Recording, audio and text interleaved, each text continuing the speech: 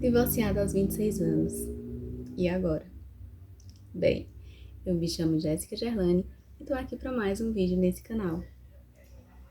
E aqui é um bate-papo, eu vou conversar. Se você não gosta de vídeo longo, sinta-se à vontade para se retirar. Barulho de fundo é normal, porque eu moro em sítio. Então, cachorro latindo é normal. Inclusive, né? Mas, se você é uma mulher que tá em um relacionamento que você fica se questionando, meu Deus, e depois de aqui? Será que eu tenho que insistir? Será que isso? Será que aquilo? É um vídeo para você ficar. Se você é uma jovem, uma moça, um rapaz que tá namorando e tá se questionando se um dia vai mudar, também é um bom vídeo para você, tá? Então, é uma conversa, terá alguns conselhos, algumas experiências, algumas coisas que eu vivi durante esses meses como uma mulher divorciada. Bem, eu me divorciei oficialmente em agosto. Então, temos aí quase 5 meses que eu estou divorciada. E nesse meio tempo, eu passei por algumas coisas que eu me questiono, porque quando as pessoas me perguntam, nossa, tão jovem, namora, eu falo, sou divorciada. Aí as pessoas vêm com aquele questionamento. Nossa, mas 26 anos, divorciada já? Começou a namorar com quantos anos? Ficou quanto tempo casada? Começa aquele interrogatório, né? E tudo bem, porque a maioria das vezes esses questionamentos são de pessoas que não conhecem, não me conhecem, não conhecem também a minha história. Então é natural perguntar, querer entender. E eu ouvi muitas coisas durante esses meses. E uma delas que me fez pensar muito é justamente o que todas as pessoas falam pra mim. Você é nova, você vai ficar bem e vai conseguir encontrar outra pessoa que vale a pena tentar. E tudo bem, minha gente, eu não tô fechada pra tentar de novo. Só que eu passei tanto tempo da minha vida dedicada a ajudar outra pessoa, eu me anulei em prol de um relacionamento, sonhos da outra pessoa, porque era o que era certo pra mim, né? Da minha perspectiva. E também é o que é ideal, né? O casal, ele lutar um pelo outro, ajudar um ao outro, quando os dois são de fato um fechamento. Agora, quando isso é só da parte de um, tá errado e tem que se questionar assim. Então, eu me doei muito, porque imagina, a minha vida, quando criança, era casa, ajudar em casa, escola, e era isso. Comecei a namorar ainda no colegial, 16 anos, era muito novinha. E ele foi o primeiro, assim, em tudo na minha vida. Então, quase 10 anos, né, de história. Então, agora é que eu tô tendo, assim, a visão de focar em mim. Foram anos em um relacionamento, anos em uma empresa. Então, era minha vida. Trabalho, casa e um pouco tempo, assim, pra Deus. Mas o tempo pra Jéssica? Não tinha. Então, agora eu tô vivendo esse momento. Diferente do que muitos imaginam, não é um momento de ir festa, conhecer novas pessoas, ficar com um com outro. De verdade, não tenho a necessidade disso. E eu não gosto de festa, eu não gosto de lugares com muitas pessoas, eu não gosto de muitos barulhos. Não sei, eu não me sinto bem. Então, o momento agora é cuidar da minha saúde. Não só por o problema que eu tô, que é uma fístula complexa anal vulvar, onde estou passando por vários procedimentos cirúrgicos. Nesse momento estou aqui utilizando o sedenho, né? Vocês podem pesquisar e saber melhor o que é um sedenho. Mas eu estou passando por esses processos, assim, então, sair da empresa, deixar de estar inserida em um sonho de outra pessoa, porque quando você trabalha para X empresa, independente se é uma organização pequena ou se é uma organização grande, você está trabalhando no sonho de alguém. Então, era muito tempo de dedicação. E sair de lá para poder focar em mim. E sair de um relacionamento onde depois, aquele velho ditado, né? Você só conhece a pessoa quando você dá não. Então, me afastei e passei a enxergar quem realmente era a pessoa. E tudo isso fez eu me voltar mais para mim. Olhar mais para Jéssica. Então, cuidar da minha saúde. Descansar, sabe? Procurar entender melhor quem sou eu. De uma perspectiva humana, sabe? De me valorizar mais, me cuidar mais. Então, quando as pessoas perguntam sobre a minha vida, eu falo. Isso é até uma. Os meus irmãos aqui em casa, eles falam assim: Jéssica, você é uma mulher livre, você é uma mulher solteira. Eu digo: não, eu não sou uma mulher solteira, eu sou uma mulher divorciada. Então, fica esse questionamento entre muitas pessoas. E a interrogação que ficou em mim foi: por que as pessoas se orgulham tanto em falar sou viúvo, sou viúva? Mas para falar sou divorciado, sou divorciada, fica com, sabe, um ar de. E, gente, eu tenho zero problemas em falar que sou divorciada. Faz parte da minha história, minha gente, tá no meu documento, entende? Então, estado civil, divorciada, fazer o quê?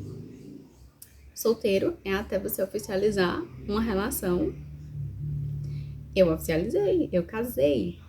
Aí agora eu sou divorciada. Então, quando alguém me pergunta com relação a isso, eu falo divorciada. Então, automaticamente eu já tô resumindo um monte de coisa. Tô falando que eu sou uma mulher que tem um passado. E faz parte, zero peso, em falar que sou uma mulher divorciada. E a sensação que dá é que quando se fala viúvo, você tá dizendo que é porque o outro foi embora. Então, tá tudo bem, você pode seguir. E parece que para algumas pessoas, quando fala divorciado, parece que é uma sensação de vergonha. Só que eu não falo isso com peso, ou com culpa, ou com vergonha, de forma alguma. Porque tudo que estava ao meu alcance para ser feito, para ter um casamento que agradava a Deus, um casamento como eu sonhava, né? Até que a morte os separasse, ser um único casamento, sabe, para a vida toda. O que estava ao meu alcance, eu fiz. Aí eu vou ter vergonha de falar que sou mulher divorciada? Não, porque o que estava ao meu alcance eu fiz. Mas não depende só de mim, dependia também do outro. E sobre as escolhas do outro. Que domínio nós temos? É como a Bíblia fala: pode tu, mulher, ou pode tu, homem, salvar o teu marido, salvar a tua companheira? Não podemos. Então são escolhas que são individuais. Se um relacionamento escolhe viver conforme agrada a Deus e o outro não, ninguém tá obrigado em viver debaixo de um jugo desigual, né? Então, não me arrependo da minha história de 26 anos para trás. Agora eu tô caminhando, né, de 26 para 27. É minha caminhada, minha jornada é essa. Que foco total em cuidar da minha saúde, em cuidar de mim, em me conhecer melhor, sabe? Me respeitar. Tá bem. Esse é o meu maior foco agora. Então, eu olho pra tudo assim e não me arrependo dos 26 anos vividos, porque eu aprendo com a minha história. Eu aprendo com tudo que eu vivi. E hoje eu reconheço que a minha maior falha com relação ao meu relacionamento foi justamente fracassar no recrutamento. Então você solteiro, solteira que tá aí assistindo, Não falha no recrutamento não, tá? Principalmente se você é cristão, principalmente se você realmente quer levar a sério a questão do matrimônio, a questão do para sempre. Não falha no recrutamento. Não ignore os sinais. Seja intencional. Namore se você realmente quiser casar. Ai, Jéssica, mas eu já tenho 18 anos, eu nunca namorei. Problema. Melhor você se relacionar um pouco mais tarde e ser pra vida do que você ficar beijando bocas que não é pra ser sua, entende? E falhar no recrutamento, minha gente, tem muitas sequelas. Ignorar os sinais, sabe? Querer fazer a sua vontade a todo custo. Porque você namorou, ou então, às vezes, porque você caiu no ato sexual antes do casamento e por questões religiosas, como foi meu caso, você fica pensando, poxa, eu já sou uma só carne com a pessoa, então eu tenho que casar pra fazer dar certo. Talvez seja a maior burrada que você vai fazer na sua vida. Porque se você já errou, você não tem que persistir no erro. Se você tá vendo que tem falha de caráter, se você tá percebendo aí vários sinais que a pessoa não compactua da mesma índole, dos mesmos princípios, não insista. O meu segundo erro, maior erro, foi insistir demais em que não merecia. Insistir demais em que não valorizava tudo aquilo quanto eu me doava, eu fazia pela pessoa. Então, não ignore os sinais, sabe? Foca mais em você. Eu tive que mudar tantas coisas, eu tive que quebrar tantas barreiras, tantas coisinhas dentro de mim pra poder estar hoje no estado que eu tô, sabe? Bem, essa parede aqui atrás, ela tinha um desenho. Inclusive, o desenho que eu fiz na primeira frustração grande que eu tive com relação ao meu relacionamento passado. E eu fiz o desenho e todos os dias, depois que eu voltei para casa da minha mãe, ou seja, final de abril do ano passado, toda vez quando eu me acordava, a primeira coisa que eu via era o bendito do desenho. E a nossa mente, ela é a maior acusadora. Então, toda vez quando eu acordava e eu olhava aquele desenho, a minha mente falava: olha, tonta, tu poderia ter deixado, tu poderia ter poupado anos de sofrimento, anos de sacrifício, sabe? De pressão psicológica, de questões psíquicas, financeira, física, mental, todo. Tu poderia ter poupado todo um desgaste espiritual como um todo. Tu poderia ter poupado se tu tivesse acabado ali. Então eu ficava com isso na minha mente. Então daí, final do ano passado, eu pintei junto dos meus irmãos, né, a casa da minha mãe, e essa parede que tinha um desenho ficou assim, branquinha. Exatamente como hoje o meu estado de espírito é esse, sabe? Paz é tudo que eu busco. Paz, eu só quero estar bem. Aqui, aqui como um todo.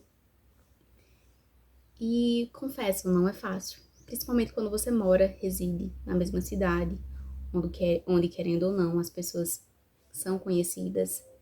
Então, por mais que você sacrifique muitas coisas, como ciclos de amizade, uso de redes sociais que eu não tenho, por mais que você evite ao máximo, querendo ou não, sempre vai ter uma coisinha ou outra, o que é muito chato. Então, recrutamento, minha gente, não falhem. Homens, não falhem quando for escolherem suas mulheres. E mulheres, não falhem quando for escolher alguém para chamar de marido. Quando for escolher alguém para ser pai dos seus filhos. Não falhem, porque o mundo hoje, ele tá muito distorcido, né? O que é certo passou a ser errado. O que é errado hoje, as pessoas aplaudem. E tá tudo bem, mas é o que a Bíblia diz, né? A tendência é de a mal a pior, eu não me assusto com relação a isso. Mas existem muitas pessoas que acreditam na pureza e na seriedade de uma relação conjugal. Então eu deixo o vídeo aqui para que vocês reflitam. Eu sou uma mulher de 26 anos, divorciada, dei o meu máximo.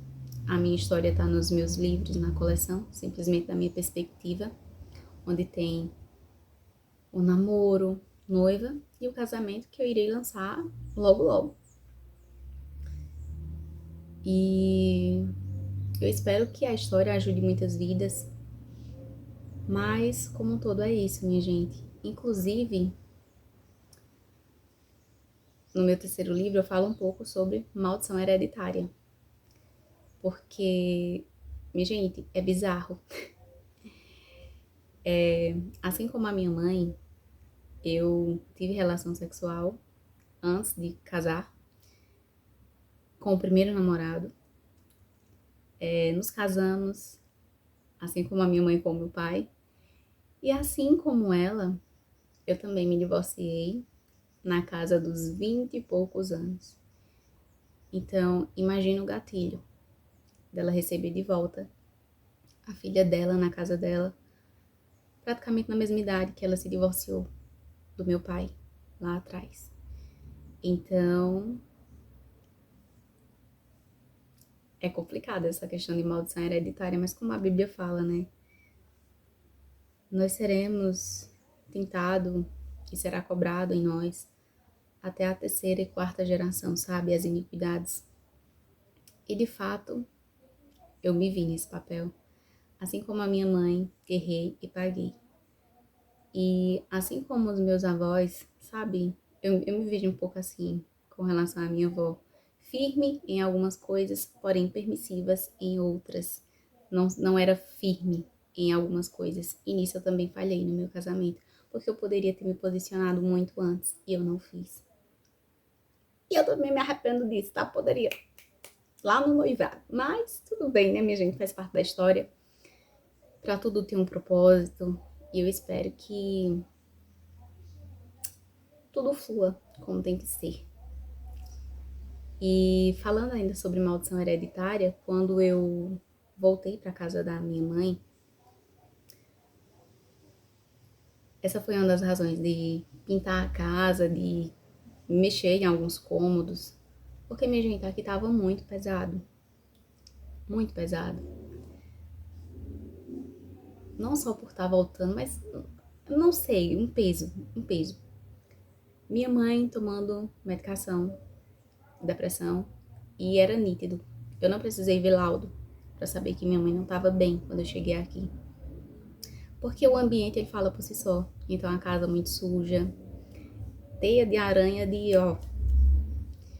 Então, agora, tá tudo melhorando aqui. Mas, eu me vi em um cenário onde eu, poxa, opa Deus, calma. Minha mãe, depressiva. Minha tia, também tomando medicação assim. Meus avós idosos. E eu me vi, quando eu voltei pra cá, eu tava tomando remédios também, né? Tava fazendo tratamento e tudo mais. E eu falei pra Deus, Deus, oi, não quero isso pra minha vida. Ai, que maldição é essa? Eu tenho que pagar pelas minhas falhas e por quantos mais? Porque não tem condições. Eu não quero seguir o fluxo. Eu repreendo, eu não quero viver isso. Eu não quero depender de remédio. E graças a Deus eu não tô tomando. Me sinto bem. Problemas tem, virão. E cresci, né? Não sou uma criança, eu tenho que resolver os problemas. Então é isso, minha gente. Tô cuidando da minha saúde, tô cuidando da minha vida.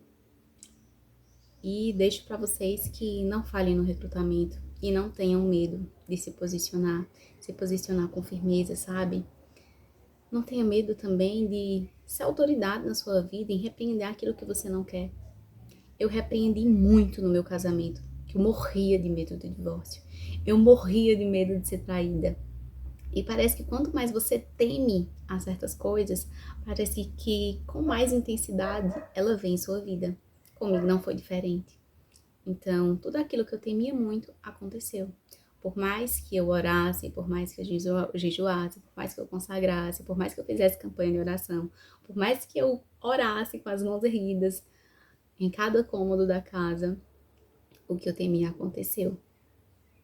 E entra a questão, né? Da minha parte, eu repreendia, mas e da parte do outro? Será que ele repreendia? Eu tenho uma resposta. Então, não falhem no recrutamento. Escolham bem. Não tenha medo de se posicionar quando você vê uma coisa errada.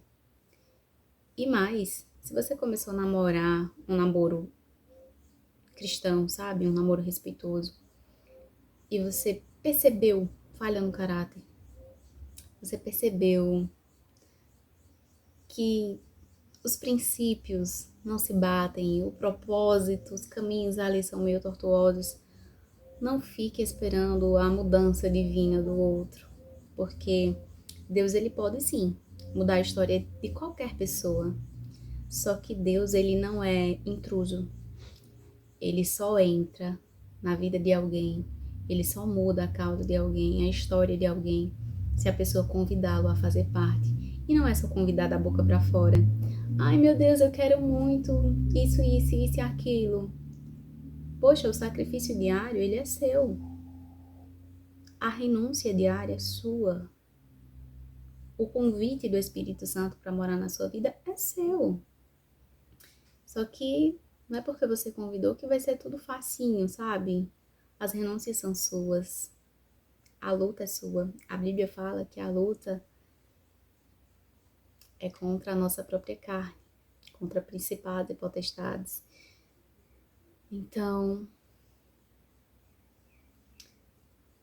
os opostos se atraem, é bobagem. Deus une propósitos. Então, se o seu propósito é ter um relacionamento santo, que glorifica a Deus, procure alguém tal qual. E que não só fale que quer viver isso, mas que demonstre nas atitudes, no dia a dia, que é isso mesmo que quer viver. Adianta você falar que é uma pessoa diferente, que é respeitoso, que é isso, que é aquilo, sendo que o seu comportamento, as suas atitudes, as suas amizades diz o contrário. Eu acho que é um ponto a se refletir. Até porque estudos afirmam que você é metade, assim, das pessoas que você convive. Então, as 5 pessoas mais próximas de você diz muito sobre quem você é. Então, olha bem nas amizades. Olha o passado, não tem medo de investigar, sabe? De buscar. Porque as pessoas, elas não mudam do dia para a noite. É uma construção. Então, falar da boca para fora é muito bonito. Mas e a atitude, e a prática, e o dia a dia, e as escolhas? Como é que fica? Então é isso. Não falhem no recrutamento, não tenham medo de se posicionar.